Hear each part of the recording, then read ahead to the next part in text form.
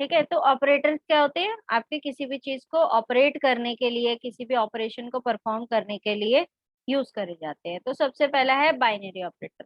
Binary operator के अंदर आपके टू और मोर ऑपरेंड और ऑपरेटर हो सकते हैं, मतलब दो से ज्यादा ऑपरेंड और ऑपरेटर्स हो सकते हैं। ऑपरेंड आपके कौन होते हैं, जो उस ऑपरेशन को परफॉर्म करने में हेल्प कर रहे हैं, और ऑपरेटर वो होता है जो आपका उस ऑपरेशन को परफॉर्म कर रहा है। मान लो जैसे ये पहला एग्जाम्पल हमें दिया हुआ है, क्या दिया हुआ है, a प्लस बी, दूसरा दिया है c माइनस बी प्लस ई। ये दोनों ही आपके बाइनरी ऑपरेटर है, क्योंकि इसके अंदर आपके दो से ज्यादा ऑपरेंड है, देखो, है ना। और अगर सिर्फ एक ही ऑपरेंड रह जाएगा तो वो आपका किस में चला जाता है, यूनरी ऑपरेटर में चला जाता है। ठीक है, तो आपको ध्यान ऐसे रखना है कि बाइनरी ऑपरेटर में हमेशा क्या होता है, दो ऑपरेंड होते हैं और एक ऑपरेटर होता है, या फिर दो से ज्यादा ऑपरेंड और दो से ज्यादा ऑपरेटर हो सकते हैं, लेकिन ऑपरेंड कभी भी दो से कम नहीं होंगे बाइनरी ऑपरेटर में। ठीक है, ऑपरेटर एक हो सकता है लेकिन ऑपरेंड कभी भी दो से कम नहीं होंगे, दो से ज्यादा हो सकते हैं लेकिन दो से कम नहीं होंगे। तो मैंने यहाँ पे आपको क्लियर भी लिखा हुआ है, A and B are operand and plus is operator. उसके बाद आपका सी बी और ई जो है वो भी ऑपरेंड है, और प्लस और माइनस आपका क्या है, ऑपरेटर है। ठीक है, दूसरा है आपका यूनरी ऑपरेटर। इसके अंदर एक ही चीज होती है, एक ऑपरेटर और एक ही ऑपरेंड, ना तो ऑपरेटर एक से ज्यादा होगा ना ही ऑपरेंड एक से ज्यादा होगा। तो ये आपके होते हैं यूनरी ऑपरेटर। यूनरी ऑपरेटर कौन से, जिसके अंदर सिर्फ एक ही ऑपरेंड होगा और एक ही ऑपरेटर होगा, मतलब कि एक ही ऑपरेशन को परफॉर्म करने के लिए ये दोनों काम करेंगे। तो ये होते हैं आपके यूनरी ऑपरेटर और ये होता है आपका बाइनरी ऑपरेटर।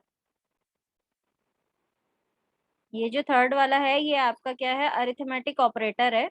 इसके अंदर आपका एडिशन होता है, subtraction, multiplication, division, floor division, power और मॉड्यूलस।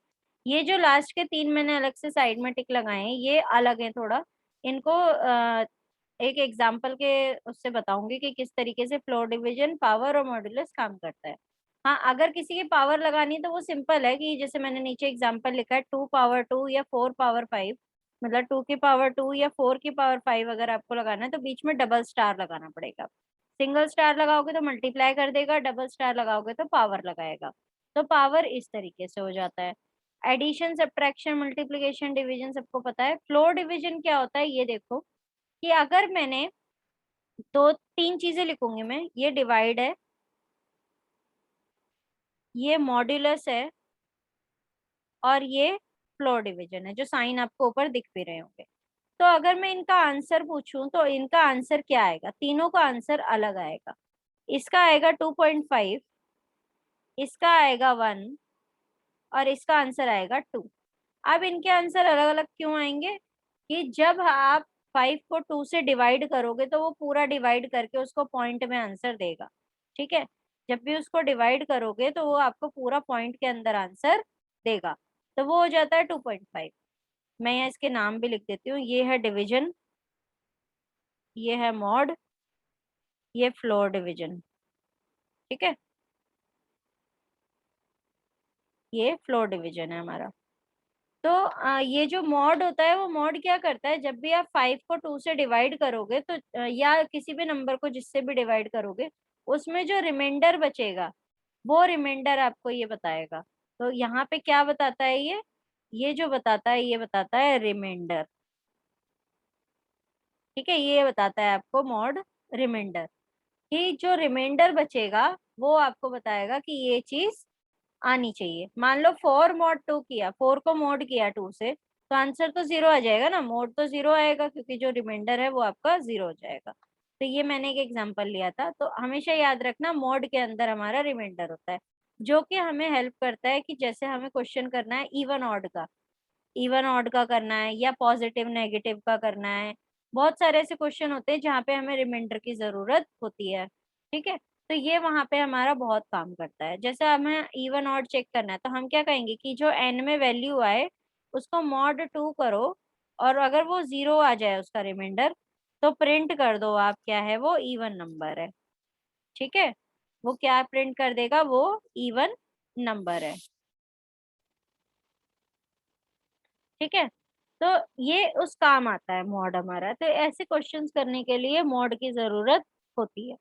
अब आ जाते हैं फ्लोर डिवीजन पे। फ्लोर डिवीजन क्या करता है, मान लो आपने डिवाइड किया 5 को 2 से, 2.5 आया।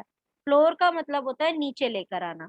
तो अगर चाहे 2.9 भी होगा तो भी वो आंसर 2 ही देगा आपको। ठीक है, अगर 2.9 भी होगा आंसर तो वो आंसर आपको 2 ही देगा। क्यों? क्योंकि ये फ्लोर डिवीजन है। एक होता है टॉप डिवीजन, मतलब दो तीन तरह के ये डिवीजन होते हैं इसके अंदर, मैथ्स के अंदर। और हमारे ऑपरेटर्स में हम सिर्फ ये दो तीन डिवीजन ही यूज करते हैं, एक डिवीजन, एक मॉड और एक फ्लोर डिवीजन। ठीक है, एक सेकेंड। तो जब भी आपको डिवीजन पूछा जाए कि कितने तरह के आप डिवीजन कर सकते हो, तो देखो मैं आपको नाम लिख के बताती हूँ। एक होता है टॉप डिवीजन, जो फ्लोर डिवीजन का बिल्कुल उल्टा होता है। टॉप डिवीजन में अगर उसको 2.1 भी मिलेगा ना, तो भी वो उसको 3 तक लेकर जाएगा। ये होता है टॉप डिवीजन का मतलब। तो आपका एक हो जाता है टॉप डिवीजन, एक हो जाता है आपका फ्लोर डिवीजन, एक आपका मॉड हो जाता है, और एक आपका नॉर्मल डिवीजन हो जाता है। ठीक है, ये 4 तरह के डिवाइड आपके होते हैं।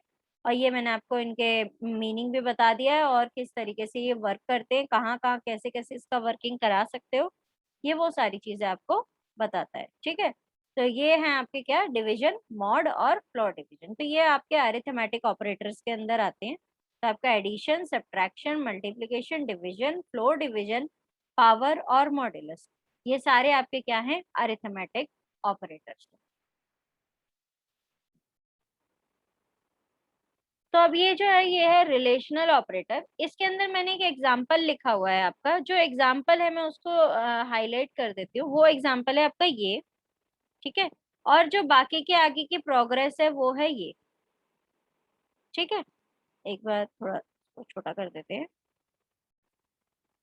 हाँ, तो ये आपकी क्या है, ये कैलकुलेशन है सारी, और ये आपका क्वेश्चन है। जो आपका लेफ्ट हैंड साइड पे बॉक्स है जिसपे मैंने ये अभी टिक किया है, ये आपका क्वेश्चन है। और ये वाला जो है, ये आपको सारी चीजें फाइंड आउट करनी है।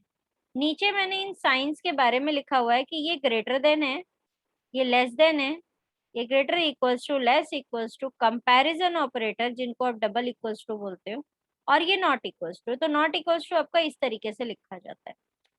अब इनको वर्किंग कैसे कराएंगे, वही सारी सेम चीज हमने यहाँ निकाल रखी है। ये देखो 6 चीजें हैं ये पूरी, टोटल 6 ऑपरेटर हैं आपके रिलेशनल ऑपरेटर, उनको हमें परफॉर्म करना है। ठीक है, तो अब आ जाते हैं ये 0 और 1 की कंडीशन पे। अगर आपकी कंडीशन मैच कर जाती है, मतलब कि जो भी आपने रिलेशनल ऑपरेटर लगाया है वो मैच कर जाता है। मान लो ये जैसे कहा गया है यहाँ पे, ए इज ग्रेटर देन बी, तो ए में 2 है और बी में 6 है, तो क्या 2 और 6 में अगर हम कंपैरिजन करें तो क्या 2 बड़ा है 6 से? नहीं है ना। तो जहां कंडीशन मैच नहीं करेगी वहां 0 लिखेंगे, जहां कंडीशन मैच कर जाएगी वहां हम 1 लिखेंगे। ठीक है, तो ये आपका 0 और 1 का जो कंसेप्ट है वो मैंने आपको बताया। तो हम पहला देखते हैं, जो 0 मैंने लिखा है, यहाँ पे है हमारा A is greater then B. तो क्या 2 ग्रेटर देन 6 है? नहीं है, तो हमने लिखा 0। सेकंड में 4 इज ग्रेटर देन 4, नहीं, क्योंकि 4 तो इक्वल्स टू 4 है। अगर यहाँ पे इक्वल्स टू वाली कंडीशन भी होती तो हम इसको 1 लिखते, लेकिन यहाँ पे हमारी 0 आएगी। अब आ जाते हैं 7 इज ग्रेटर देन 3, तो 7 3 से बड़ा होता है, तो यहाँ पे हमारा 1 आ जाएगा। अब अगला है आपका 3 इज ग्रेटर देन 8, तो ये फॉल्स है। तो जहां कंडीशन ट्रू हो गई वहां पे आपको 1 लिखना है, जहां पे कंडीशन फॉल्स हो गई वहां आपको 0 लिखना है। जरूरी नहीं है आप 0 और 1 ही लिखो, आप ट्रू और फॉल्स भी लिख सकते हो, टी और एफ भी लिख सकते हो, यस और नो भी लिख सकते हो। मतलब जहां आपकी दो कंडीशन होती है वो आप चीज लिख सकते हो। तो हम ज्यादातर टी एफ लिखते हैं या फिर 0 और 1 लिखते हैं, उनको पहचानना बहुत आसान होता है इसलिए। अब अगली कंडीशन पे आ जाते हैं, बी इज ग्रेटर देन ए, तो 6 इज ग्रेटर देन 2, तो ट्रू है। 4 इज ग्रेटर देन 4, अच्छा ये मैंने एक चीज गलत लिख दी है यहाँ पे, ये 0 आना चाहिए यहाँ। तो मैं इसको करेक्ट कर लेती हूँ, क्योंकि 4 ना तो 4 बड़ा है 4 से, और ना ही ना तो ए ग्रेटर देन बी है ना बी ग्रेटर देन ए है, तो इसको हम थोड़ा ठीक कर लेते हैं। यहाँ हमारा 0 आना चाहिए।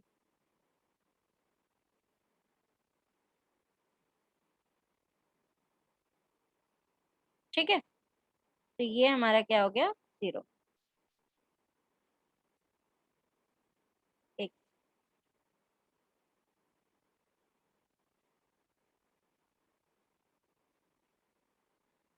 ठीक है, तो ये हमारा क्या आ गया, 0। क्योंकि ना तो 4 बड़ा है 4 से, ना मतलब ए ग्रेटर देन भी है ना बी ग्रेटर देन ए है, तो ये हो गया हमारा। अगला है क्या, ये जो है 3 इज ग्रेटर देन 7। ये शायद रोना गलत बन गई है मेरे हिसाब से, इसको करेक्ट करते हैं। बी इज ग्रेटर देन ए, तो क्या 6 ग्रेटर देन ए है, हाँ है। अगला 4 ग्रेटर देन 4 नहीं है। अगला 7 3 इज ग्रेटर देन 7 नहीं है, 0 आ जाएगा आपका। ठीक है, और 8 इज ग्रेटर देन 3, तो ये आ जाएगा आपका यहाँ पे। तो इसका आंसर करेक्ट ये है, उसमें थोड़ा मिस्टेक हो गई थी बीच में वो ए और बी की वैल्यू की वजह से। तो ये आपका करेक्ट है बिल्कुल। तो इसको हम टिक कर देते हैं कि हमने इसको कर दिया है ना। अब अगला है हमारा A is greater than equals to B. तो हमें इक्वल भी चेक, मतलब या तो ग्रेटर देन होगा या इक्वल होगा, दोनों में से कोई भी कंडीशन होगी हम उसे ट्रू कर देंगे। तो आपका a is greater than equals to b, तो देखते हैं क्या 2 जो है वो 6 से बड़ा या उसके इक्वल है, नहीं है, तो ये नहीं होगा, 0 आ जाएगा। फिर 4 is greater than equals to 4, तो इक्वल है, ग्रेटर नहीं है, तब भी हम 1 लिखेंगे इसकी जगह, है ना, तब भी हम 1 लिखेंगे। अब है 7 is greater than equals to 3, तो 7 बड़ा है इक्वल नहीं है, तो कोई दिक्कत नहीं है, दोनों में से कोई भी कंडीशन ट्रू होगी तो आपका चल जाएगा। ठीक है, हम ये बोलते हैं कि जैसे कि मुझे चाहिए कि नंबर जो हो मेरा 10 हो या 10 से ज्यादा हो, या मतलब 10 हो या 10 से कम हो, तो हमें दोनों कंडीशन चेक करनी पड़ेगी ना, मतलब उसके उस कंडीशन के अंदर हमारे 10 तक के सारे नंबर्स आ जाएंगे, मतलब 0 से लेकर 10 तक के सारे नंबर्स आ जाएंगे। तो इसी तरीके से इसमें भी सारी चीजें इंक्लूड होती। अब आ जाते हैं 3 is greater than equals to 8, तो फॉल्स है। इसी तरीके से अगला करते हैं, B greater than equals to A, तो आप क्या 6 is greater than equals to 2 है, हाँ है। उसके बाद 4 is greater than equals to 4, equal है, ग्रेटर नहीं है। 3 is greater than equals to, आप उल्टा देख के चलना, वहां पे बी की जो वैल्यू है और ए की वैल्यू है मैं उसको यूज कर रही हूँ इसके लिए, उसी से हम कंपेयर कर रहे हैं उन वैल्यूज से, तभी जाके हमारा ये हो पा रहा है। ठीक है, तो अब आ जाते हैं 3 is greater than equals to 7, नहीं फॉल्स है। उसके बाद हमारा 8 is greater than equals to 3, तो ग्रेटर है, इक्वल नहीं है। अब आ जाते हैं कंपैरिजन ऑपरेटर। कंपैरिजन ऑपरेटर बिल्कुल इक्वल देखेगा, यहाँ इक्वल नहीं है हमारी वैल्यू, सिर्फ एक यहाँ इक्वल है, 4 इज इक्वल्स टू, बाकी सारे 0 हो जाएंगे हमारे। जहां आपको इक्वल नंबर दिखे बस वहां 1 लिख के बाकी 0 लिख देंगे आप। ठीक है, अब नॉट इक्वल्स टू, आप इसका अपोजिट ही ले लो, जहां पे नहीं होगा वहां पे 1, और जहां इक्वल हो गया वहां 0।